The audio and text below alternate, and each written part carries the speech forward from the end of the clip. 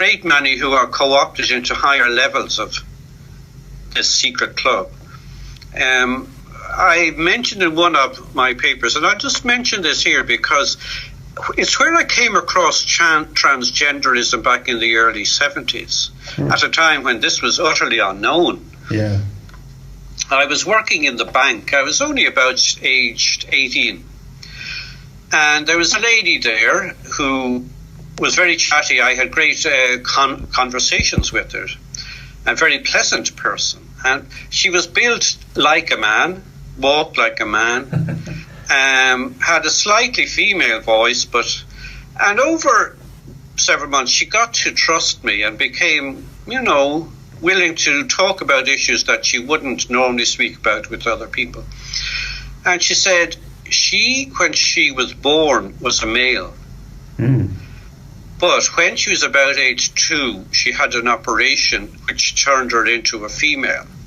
Age 2? And she was saying about age 2. This is as far as I can recall. An operation. And yes, and she said she found it very hard to adjust for many years to the fact that she was a girl. And she said her parents told her she had the operation because when she was born, there were question marks over her gender. Yeah. Now, you could reason from this, as I did at the time, she was some kind of hermaphrodite. Yeah. And that the doctors or the medical people finally recommended that she have an operation to have her assigned to a very specific gender. But other things she said to me, and I could only see this years later, indicate that she had been transgendered by her parents. Wow. You see? And in my place of work too, I worked in the Department of Finance in Dublin. I was there for about 30 years. Wow. And over the years I'd met several people who were definitely, there was a huge gender problem, let's say. These were meant to be women, but you really had to strain your imagination to put them into the feminine bracket. Now, I'm not critical of these people, and in the normal sense of speaking, they were good, kind people. But the point is, there was this underlying gender issue. And when I then came upon the transgender question after I was saved, I could relate back to what I'd learned. Wow. Because I'd come across some women who really, they were speaking with a male voice. Yeah. Equally, as a child, I could hear certain adults speaking with the male voice. As you get older, you don't hear it because you are conditioned to hear them as females. But as a little child, you could hear the male voice behind the female. And I think, they are conditioning kids so early now that they won't see it. But in our day, I was born in 1955, I did notice that some women locally spoke like men. Another thing I noticed when I was growing up too, when I look at old photos of old-time Ireland and, domestic scenes in farms in the 20s, 30s and 40s, quite often in a group setting at the back, you'd see there was definitely a man, but dressed as a woman. Yeah. So I began to add it up, but it wasn't easy. Psychologically, the barrier against recognizing what's happening is immense.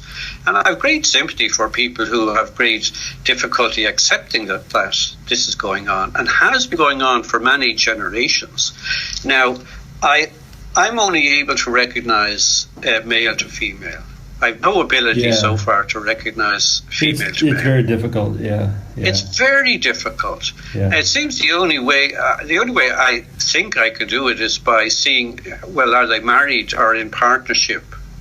Yeah, I can see it in the male face. Female. I'm still working on trying to find a proof, like a smoking gun, because we can find that with male to females. We have the checklist. And you include that on many of your papers.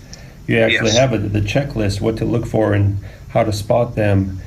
I'm kind of trying to figure out the other, the female to male. What are the definite signs?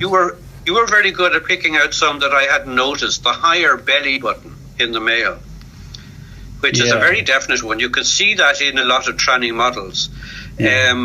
And also, you call it, is it the Adonis belt or?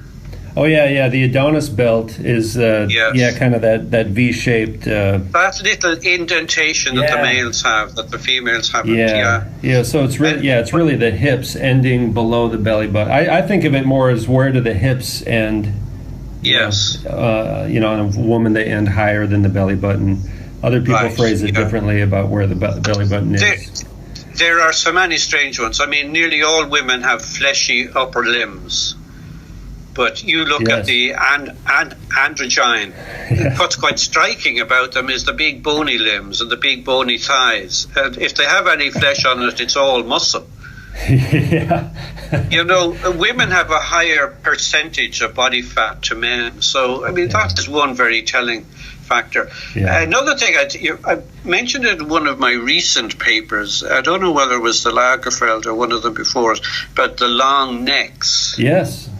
They seem to esteem elongated necks. And you see this more and more often. I mean, the first time I saw Gwyneth Paltrow in the movie, I think it was Emma. This must have been, back in the late 90s, was it? I'm not sure. But I was amazed by the length of her neck even then. Now, I wasn't saved. And I had no knowledge of transgenderism. But I thought, my heavens, where did that woman get that neck? Now, as far as I knew, the only way you could get that kind of neck was to do what some of the African women do and they put these hoops around their necks when they're very young. And that gradually elongates the neck as they get older. But here was a woman who didn't do that. Now, and after I saw that, I began to notice others. Heidi Klum is another with this amazingly long giraffe neck. This special advisor to Trump, I think she has an amazingly long neck. The daughter, is it Ivanka? I mean, her head is nearly banging off the ceiling because her neck is so long. And I asked myself, why is it? And then when I had also noticed that some of the upper class women in England, it seemed to be more in Britain than anywhere, when you see the photos from the 30s, 40s and 50s, a lot of them have a very elongated neck. Wow. I also found recently when I looked at it, I was doing some work and I came across the Vanderbilts. And the Vanderbilt family in the last century have had several giraffe-necked women. I better check into that. Really? Oh, yes, it's astounding. So I don't know whether that is an indicator. I mean, you can get naturally long-necked women. Well, I've read that it's a side effect of castration. Like the opera singers and the castrato vocalists. And they get the long arms. I don't know. You could be right on that.